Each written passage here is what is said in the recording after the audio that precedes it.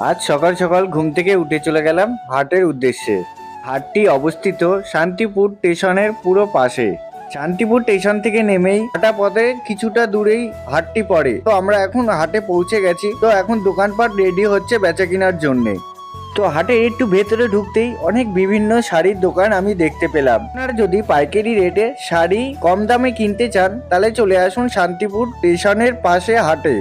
এই হাটটি বসে থাকে সপ্তাহে দুদিন, শনিবার এবং বুধবার।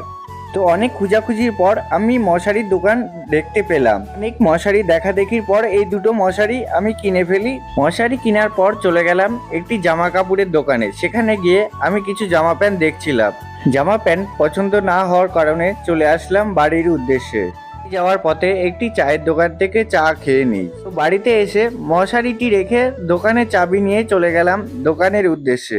দোকানে এসে দোকানের তালাটি খুলে দোকানটা গুছিয়ে ঠাকুরকে পুজো আচ্ছা দিয়ে দোকান চালু করে ফেললাম। তো ভিডিওটি আমি এই পর্যন্তই রাখলাম। ভিডিওটি ভালো লাগলে সাবস্ক্রাইব করতে ভুলবেন না।